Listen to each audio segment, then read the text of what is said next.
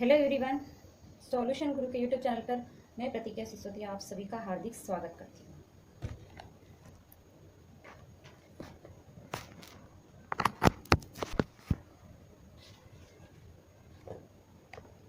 आज का हमारा जो टॉपिक है वो लीगल सर्विस अथॉरिटी जो है उस पर हमारा बेस्ड है। आज का legal service authority legal aid के ऊपर हमारी क्लास बेस्ड है। इस पर मैं आज आपको विस्तृत से चर्चा करूंगी, डिटेल में सब कुछ एक्सप्लेन करूंगी, बताऊंगी कि लीगल सर्विस अथॉरिटी की जो उपयोगिता है, महत्व और इसका गठन कैसे होता है और ये क्यों बनाई गई है लीगल सर्विस अथॉरिटी स्कीम, ये क्यों एक्ट बनाया गया है 1987 लीगल सर्विस अथॉरिटी एक्ट जो है 1987 ये क्यों बनाया गया है और इसका लाभ किन लोगों को मिलेगा, तो इन सभी पर मैं विस्तृत से चर्चा करूंगी। तो फर्स्ट में तो मैं आपका सब शॉर्ट में सब कुछ आपको बता देती हूँ, उसके बाद में सब डिटेल में बताऊंगी। लीगल सर्विस का जो क्षेत्र है वो बहुत बड़ा है और इसमें जो है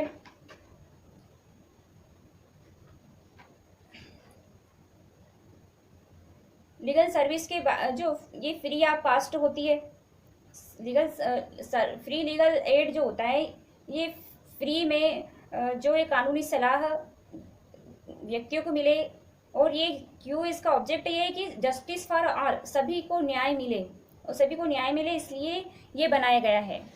तो जस्टिस फॉर ऑल का कॉन्सेप्ट है इसमें, इसलिए इसको बनाया गया है। और इसमें ये 3 लेवल पर काम करती है, नेशनल लेवल पर, स्टेट लेवल पर एंड डिस्ट्रिक्ट लेवल पर। डिस्ट्रिक्ट लेवल जिसका एग्जाम है अभी डीएलओ का, ये डिस्ट्रिक्ट लेवल का होता है। एक ये इसका इस तरह इसमें 3 स्तर होते हैं विधिक सेवा के प्राधिकरण के, 3 स्तर पर इसका गठन किया गया है, बनाया गया है। और इसका मेन ऑब्जेक्ट जो है, उद्देश्य यही है कि जस्टिस फॉर ऑल, न्याय सबको मिले। इसका कॉन्सेप्ट जो है सीआरपीसी के सेक्शन 303 और 304 में दिया गया है। 304 में एक्यूज्ड का राइट का एक्यूज्ड को राइट है डिफेंस ऑफ राइट, और एक्यूज्ड का बचाव का अधिकार 303 में। 304 में एक्यूज्ड को पसंद का वकील करने का राइट है और वो राज्य के व्यय पर उसको जो है प्लीडर उपलब्ध कराया जाएगा। इसका प्रोविजन 304 सेक्शन में दिया गया है। और कॉन्स्टिट्यूशन में इसके बारे में प्रोविजन है, लीगल एड के बारे में। कॉन्स्टिट्यूशन का जो ये है 14 आर्टिकल 14 में इक्वालिटी की बात की गई है। ये जस्टिस फॉर ऑल के लिए समान न्याय मिले सबको, 14 में दिया गया है। आर्टिकल 22 का फर्स्ट क्लॉज है, उसमें दिया गया है कि जब अरेस्ट किया जाता है किसी व्यक्ति को तो उसको 24 घंटे के अंदर मजिस्ट्रेट के समक्ष पेश करना और उसको राज्य के व्यय पर विधिक सहायता उपलब्ध कराना, उसको पसंद का वकील करने का जो राइट है वो 22(1) में दिया गया है, आर्टिकल 22(1) में। इसी तरह सीपीसी में भी इसके प्रोविजंस दिए गए हैं। सीपीसी में सेक्शन 89 में दिया गया है, इसमें मध्यस्थता वाला कॉन्सेप्ट दिया गया है कि मध्यस्थता के और सुलह के माध्यम से ये कार्य करती है लीगल एड, मतलब 3 स्टेज पर ही पक्षकारों में समझौता करवा दी और कोर्ट की कार्यवाही से बचे। उसके बाद इसमें जो ऑर्डर 33 आता है सीपीसी का, उसमें निर्धनवाद की बात कही गई है। तो निर्धनवाद के बारे में बात है, जो निर्धन व्यक्ति है वो न्याय से वंचित न रहे, उनके बारे में 33 में उनको लीगल एड के माध्यम से न्याय दिलाया जाता है। और उसके बाद आता है 44 जिसमें वो निर्धन व्यक्ति अपील कर सकते हैं, सीपीसी का ऑर्डर 44 में वो अपील कर सकते हैं।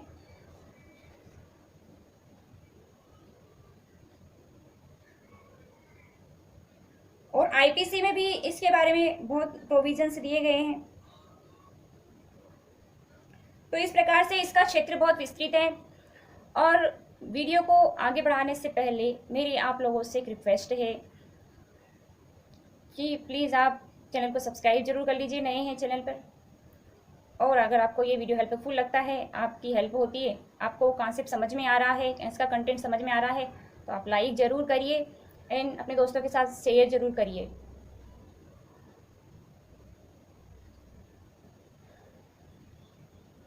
और एक और मैं अनाउंसमेंट कर देती हूँ आप लोगों को, एक सूचना दे देती हूँ कि हमारी जो डीएलओ की क्लासेस शुरू हो चुकी है, फ्री ऑनलाइन क्लासेस है।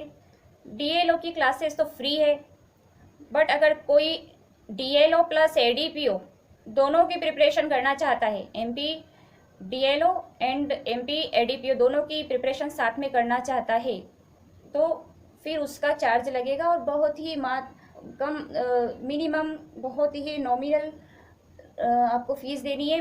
बहुत ज़्यादा नहीं, वो फ़ीस तो उसको नहीं कह सकते हैं, बस आपको मात्र 1000 रुपये पे करना होगा और इसमें आपकी कंप्लीट प्रिपरेशन करवा दी जाएगी, फुल प्रिपरेशन आपकी करवाई जाएगी। हर एक टॉपिक पर आपको पढ़ाया जाएगा और हर एक टॉपिक कवर करवाया जाएगा और आपको इसकी प्रिपरेशन करने के लिए कहीं और जाने की ज़रूरत भी नहीं लगेगी। हमारा उद्देश्य आपका सिलेक्शन करवाना है, तो बस नाम मात्र का इसमें आपको फीस देनी है एडीपीओ का सिलेबस सब्जेक्ट के लिए। और मेजर एक्ट हमने डीएलओ के भी शुरू कर दिए हैं और इसका एक अभी इसका चल ही रहा है, क्लासेस चल ही रही है और एडीपीओ की भी क्लास ज्वाइन करना चाहते हैं आप लोग और डीएलओ दोनों, तो आप लोग मैं व्हाट्सअप नंबर डिस्क्रिप्शन बॉक्स में डाल दूंगी, उसमें आप कॉन्टैक्ट कर लीजिए। जो लोग एडीपीओ की प्रिपरेशन करना चाहते हैं वो 1000 फ़ी पे कर दीजिए और मेरे से कॉन्टैक्ट करिए, बाकी बातें मैं डिटेल में बता दूंगी आपको। और ये फ़ीस नहीं कह सकते हैं, ये सिर्फ नाम मात्र का नॉमिनल वो है। ये मेरा इंटरनेट का खर्चा वगैरह जो होता है, जैसे मुझे ऐप्स वगैरह परचेस करने पड़ते हैं, वो सब उन चीज़ों के लिए मुझे बस ये मेरी हेल्प हो जाएगी और बाकी जो मेहनत करती हूँ उसकी भी थोड़ी बहुत उसका भी कीमत वसूल हो जाएगी इस 1000 रुपये में। बस 1000 रुपीज़ ओनली है, नाम मात्र का शुल्क है। और बाकी सभी ऑनलाइन क्लासेस वाले 30,000 ले रहे हैं, कोई 20 ले रहा है, 3000 से कम तो कोई ले नहीं रहा है। और ये तो बस नाम मात्र का 1000 रुपये रखा है मैंने आप लोगों के लिए। और ऑफलाइन वाले भी 30,000 ले रहे हैं, 60,000 ले रहे हैं, उससे कम कोई ले नहीं रहा है। और ऑफलाइन वालों को भी मैंने देखा है उन लोगों को फिर कि वो कैसे पढ़ाते हैं। 30,000 रुपये बस ले रहे हैं, उनको कुछ नॉलेज नहीं है, उनको कहाँ सेक्शन कनेक्ट करना है, कहाँ से लिंकिंग करना है, उनको कुछ नहीं पता। सीआरपीसी का उनको नॉलेज नहीं है। वो जुवेनाइल जस्टिस जब पढ़ाते हैं तो उसमें सीआरपीसी की बहुत ज़रूरत होती है, उसमें सीआरपीसी की सेक्शंस का प्रोविजंस दिया गया है। अब वो उनको पता ही नहीं है, वो बोलते हैं कि हम रटवाते हैं और हम ये करवाते हैं, उनको कुछ पता ही नहीं है। और यहाँ पर हम फ्री में आपको ये पढ़ना सिखाएंगे, तरीका बताएंगे कैसे सेक्शंस को याद रखा जाता है और कैसे पढ़ा जाता है। हम रटवाएंगे नहीं, हम याद करवाएंगे, याद करने का तरीका बताएंगे। एमपीडीएलओ तो फ्री है, हमारी फ्री ऑनलाइन क्लासेस चल रही है, उसमें हम डीएलओ की प्रिपरेशन करवा रहे हैं, वो फ्री ऑफ कास्ट है। क्योंकि लीगल एड का मतलब ये है कि सबको न्याय मिले, फ्री ऑफ कास्ट मिले, तो ये हमारी क्लास जो है फ्री ऑफ कास्ट है। बाकी एडीपीओ का करेंगे आप क्लास ज्वाइन, उसका कोर्स ज्वाइन करेंगे तो वो तो आपको बस 1000 रुपये नाम मात्र का देना है आपको।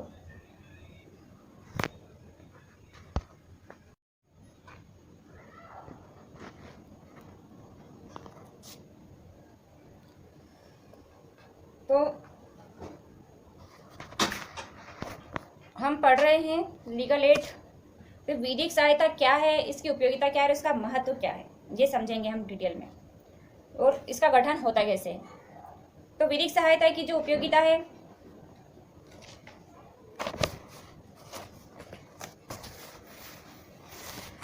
विधिक सहायता की जो उपयोगिता वो ये है कि अतीत से ही हमारा देश जो है न्याय प्रिय रहा है और न्याय धर्म उसके आदर्श रहे हैं हमारे देश के, और सबको न्याय मिलना चाहिए।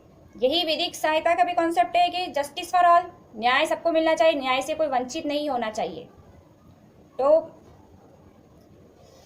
चाहे वो समाज का कोई भी वर्ग हो, कोई जेल में कैदी है, कोई छोटा बच्चा है, महिला है, कोई समाज का पिछड़ा वर्ग का है, मतलब जो वैसा है, SC ST वाला है, और कोई विकलांग है, जो कोई बच्चा छोटा है विकलांग है, स्कूल नहीं जा सकता, और जो कोर्ट में जा कर के कार्यवाही नहीं कर सकते, जिनके पास पर्याप्त साधन नहीं है, ऐसे लोगों को ये एक्ट हेल्प करता है।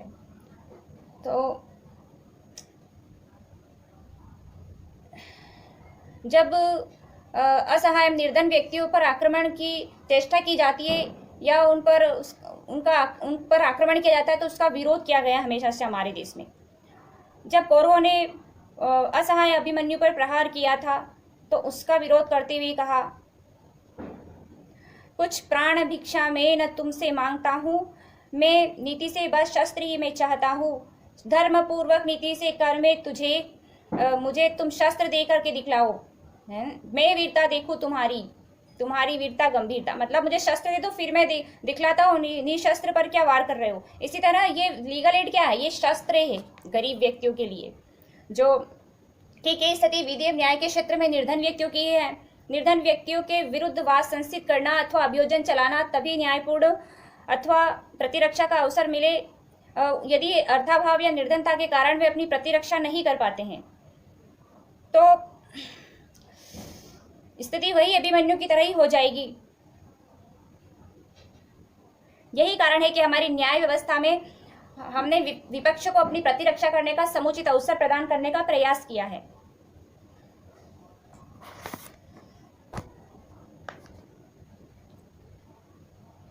पक्षकार निर्धन या साधन विहीन है, तो उसे साधन जुटाने की व्यवस्था हमारे यहाँ पर की गई है। विधिक सहायता क्या है? अब विधिक सहायता क्या है? What is legal aid? तो जो लीगल एड है उसका क्षेत्र बहुत विस्तृत है, उसकी कोई सर्वमान्य परिभाषा नहीं है, और समय समय पर विधि वक्ताओं ने, समाज सेवियों एवं न्यायालयों ने इसकी परिभाषा अवश्य दी है।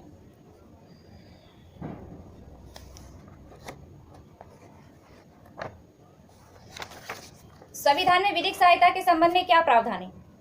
अब कॉन्स्टिट्यूशन में क्या प्रोविजन दिया गया है लीगल एड के संबंध में?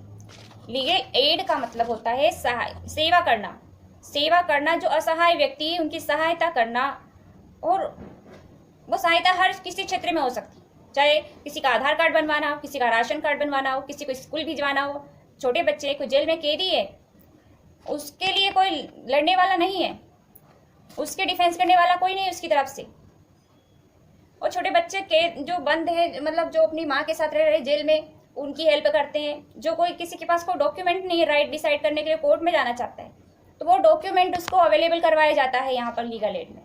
तो ये सर्विस जो है इसका क्षेत्र अनलिमिटेड है, बहुत विस्तृत है। हमारे कॉन्स्टिट्यूशन के आर्टिकल 39A में इसके बारे में प्रोविजन दिया गया है लीगल एड के बारे में। आर्टिकल 14 में कहा गया है, प्रोविजन दिया गया है जस्टिस इक्वलिटी वाला प्रोविजन से सबको न्याय मिले। अनुच्छेद 22(1) में जो मतलब किस व्यक्ति को अरेस्ट करके लाया जाता है तो उसको बचाव का राइट है, अधिवक्ता से मिलने का राइट है उसको, और 22 में बताया गया है। राज्य की व्यय पर विधिक सहायता, निःशुल्क विधिक सहायता उसको उपलब्ध कराई जाएगी। अगर कोई एक्यूज निर्धन है, उसके पास फीस नहीं है वकील को देने की,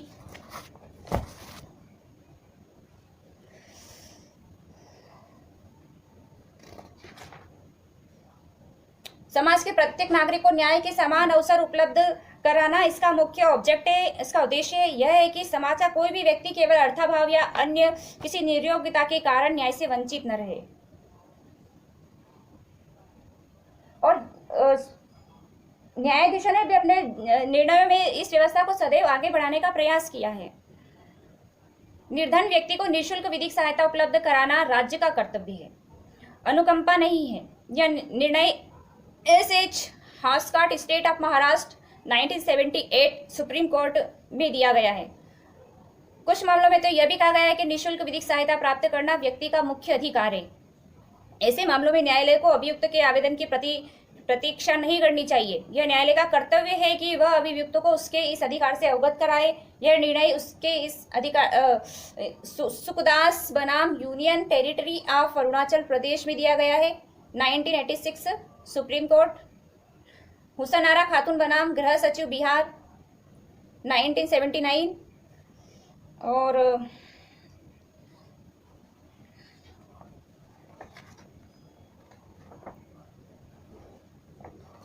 केस ला तो बहुत सारे हैं, इसके लिए केस ला से भरा हुआ है। लीगल एड के लिए बहुत सारे केस ला डिसाइड हुए हैं, और जिनके पास न्यायालय तक पहुंचने के साधन नहीं है और जो निर्णय की प्रति तक पाने में असमर्थ हैं, है ना, उन लोगों को निर्धन माना गया है। जैसा कि एमएच हास्काट बनाम स्टेट ऑफ महाराष्ट्र। और इसका उद्देश्य ये कि जो इसका त्वरित विचारण होना चाहिए, त्वरित जो शीघ्र ट्रायल होने में जो उनकी निःशुल्क विधिक सहायता के अभाव में वर्षों से जेलों में कैद है। यह निर्णय वीणा सेठ बनाम स्टेट ऑफ बिहार में दिया गया है, जो जेलों में निरुद्ध होने के कारण विधि व्यवसायों से संपर्क नहीं कर पाते हैं। यह निर्णय फ्रांसिस कोहली बनाम union territory of India of Delhi में केस में दिया गया है 1981 सुप्रीम कोर्ट में। और त्वरित विचारण, स्पीडी ट्रायल, शीघ्र विचारण, विधिक सहायता की अपेक्षा मामलों में त्वरित विचारण बढ़ गई है। अब यह माना जाने लगा है कि मामलों के विचारण में अत्यधिक विलंब से सभी प्राण और देह स्वतंत्रता का अतिक्रमण होता है। कमिश्नर ऑफ दिल्ली पुलिस बनाम रजिस्ट्रार दिल्ली उच्च न्यायालय 1997 सुप्रीम कोर्ट के मामले में यह मत स्पष्ट किया गया कि मामलों का उचित एवं त्वरित विचारण न्याय प्रशासन की एक अहम आवश्यकता है। इस प्रकार निर्धन व्यक्ति जो है ना, मामलों की सुनवाई बंद कमरे में की जानी चाहिए। इसी प्रकार संविधान में विधिक सहायता स्कीम ने अपना व्यापक स्थान बना लिया है। इसका टारगेट कौन है? ये है निर्धन व्यक्ति। निर्धन व्यक्ति को निःशुल्क विधिक सहायता पहुंचाई जाएगी। फर्स्ट तो इसका काम यह है। सेकेंड है विधिक सहायता स्कीम के क्रियान्वयन हेतु स्वैच्छिक संगठन को अनुदान दिया जाएगा। सी में थर्ड है इसका निःशुल्क विधिक सहायता पाने के अधिकार की जानकारी दी जाएगी। लोगों को जानकारी से अवगत कराया जाएगा कि भाई आपके सहायता के लिए एक निःशुल्क विधिक सहायता भी है जिसमें आप अपने न्याय प्राप्त कर सकते हैं। तो लोगों को जाके इस बारे में बताया जाएगा, उनके अधिकार की जानकारी उनको दी जाएगी। और फिर आता है मामलों का त्वरित विचारण, स्पीडी ट्रायल होना चाहिए, बंद कमरे में सुनवाई होना चाहिए और अधिवक्ता की सुनवाई सुविधाएं आदि सभी समाहित है इस लीगल एड में। अब आता है सीआरपीसी में क्या प्रोविजन दिया गया है इसके बारे में। तो सीआरपीसी में इसका प्रावधान है 303 और 304 में इसका प्रोविजन दिया गया है।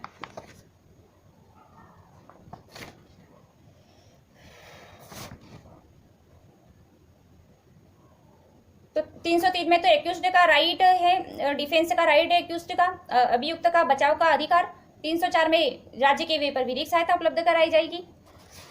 वही आपका सीपीसी में भी इसके बारे में प्रोविजन है।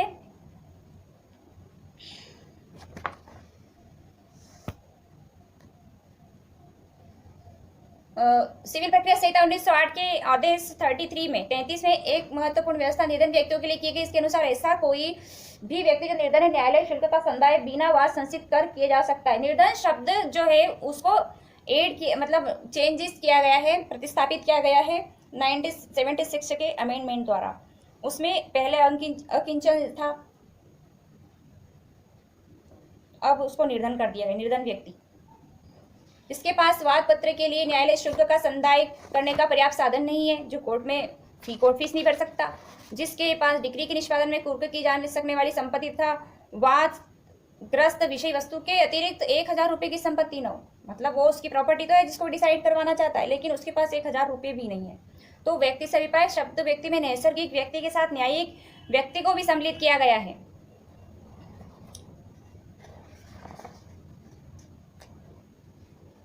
केस ला तो बहुत सारे हैं, इसमें का टाइम नहीं है इतना कि एक ही वीडियो में सारी चीजें आ जाए। 33 और 44 आता है। 33 में तो वाद निर्धन व्यक्तियों द्वारा वाद लाया जाएगा। 44 आदेश जो है उसमें निर्धन व्यक्तियों के लिए बिना न्यायालय शुल्क के अपील की जाने का प्रोविजन दिया गया है।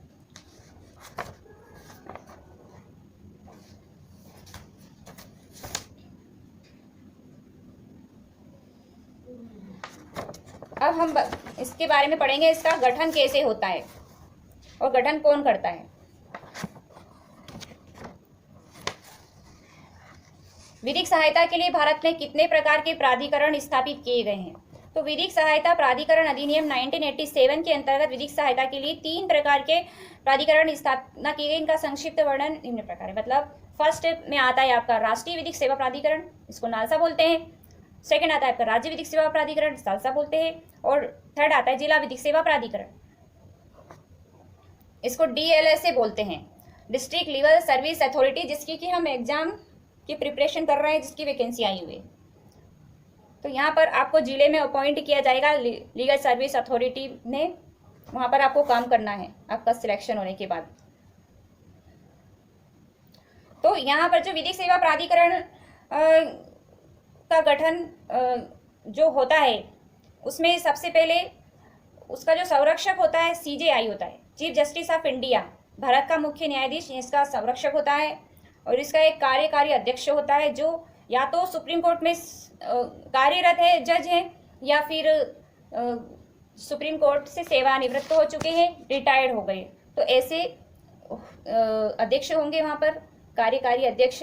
और एक अन्य मेंबर्स जो होंगे, अदर मेंबर्स, अन्य सदस्य, कार्यकारी अध्यक्ष भारत के मुख्य न्यायाधीश से परामर्श के पश्चात राष्ट्रपति द्वारा नाम निर्देशित किया जाएगा। अन्य सदस्य की नियुक्ति भी राष्ट्रपति द्वारा की जाएगी। राष्ट्रीय है तो राष्ट्रपति नियुक्ति करेंगे। वहीं स्टेट की बात करते हैं तो स्टेट में हाई कोर्ट की नियुक्ति, हाई कोर्ट जो होता है वो हाई कोर्ट का प्रोविजन है स्टेट में, और उनकी नियुक्ति करते हैं राज्य सरकार करती है,